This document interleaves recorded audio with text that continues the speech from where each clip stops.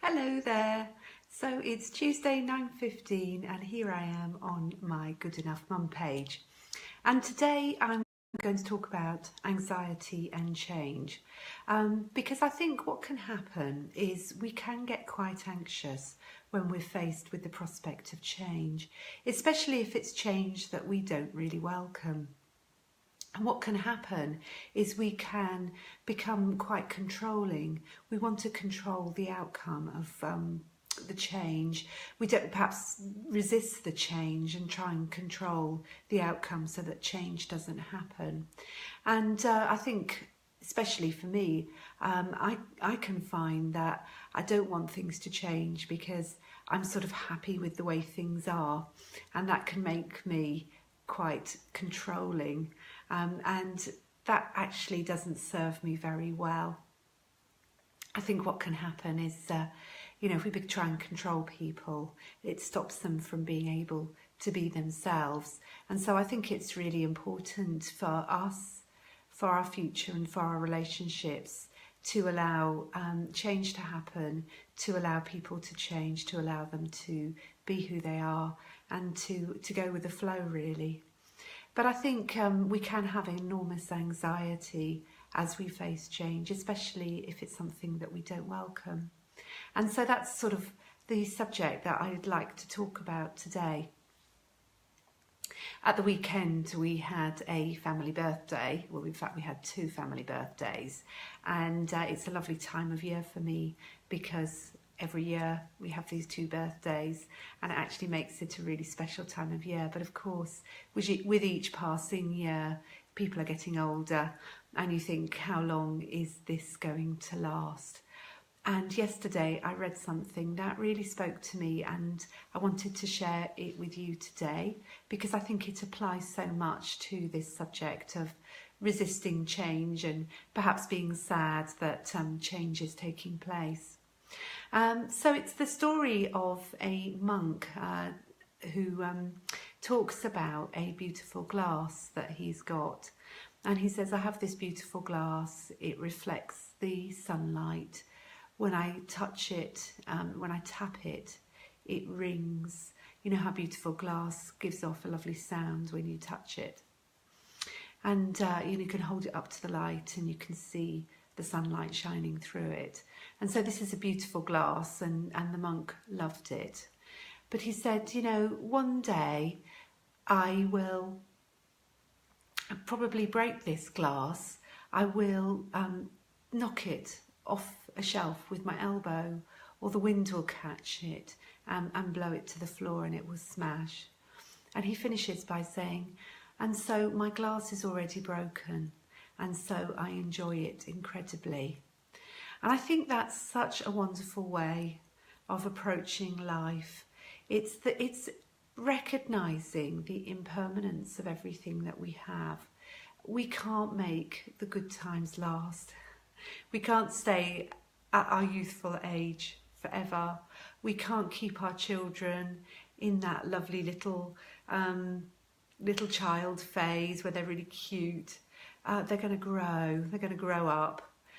We can't keep our family life the same. It's all going to change. Our older relatives will die, will reach old age, and our children will grow up. And so nothing in life is permanent, and how do we cope with that?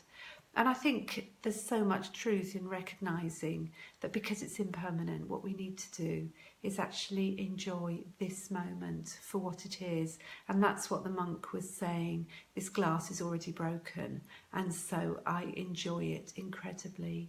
Because if we recognise that we've only got this moment in time, we've only got this moment, maybe when we're with our children when they're tiny, or perhaps if they are there with us as teenagers, or perhaps when they come home for the weekend when they're older, perhaps they have Christmas with us.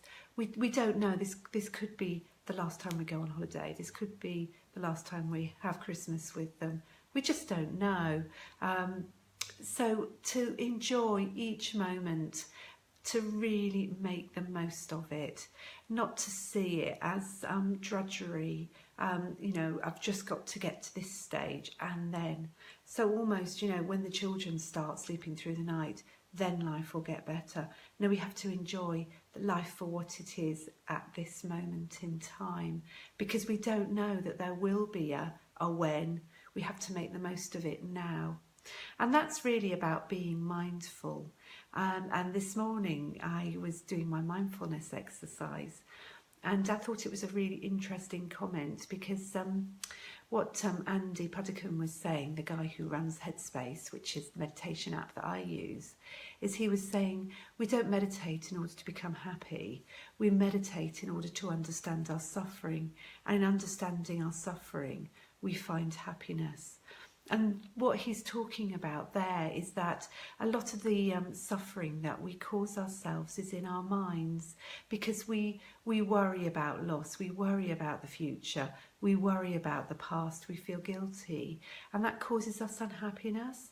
But if we can recognise that we've only got this moment, and if we can let our minds be still and to focus in on what's going on at the moment, it's amazing how much joy we can find in this moment, in the sensation of plunging our hands into hot washing up water, you know, in the sensation of feeling our feet on the ground as we're walking, in looking around.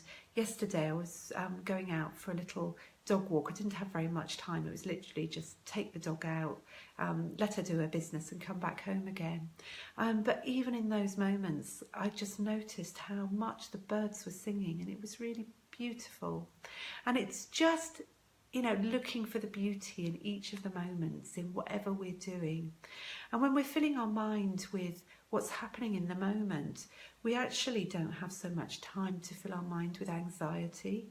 And we can enjoy that moment. And the weekend that I had, where we were enjoying the family birthdays, they were just so, they felt so full, because I was so determined to live in that moment, to really enjoy every moment. And it was such fun to see that, and to see there were little children there, to see them enjoying themselves, and to make the most of every single moment of the time that we were all together as a family. And so that's what I'd encourage you today to do, is look around you and see what you can find that's joyful in your moment, and try and focus in on that, rather than focusing perhaps on the future and worries for the future. So I'll leave you there with that thought. I will be blogging about this a little bit more. So if you want to visit my blog, just go to thegoodenoughmum.com/blog, and you'll be able to find the blogs there. And if you'd like to sign up for them, you'll get them into your inbox every week. Thanks so much for watching, and I'll see you next week. Bye now.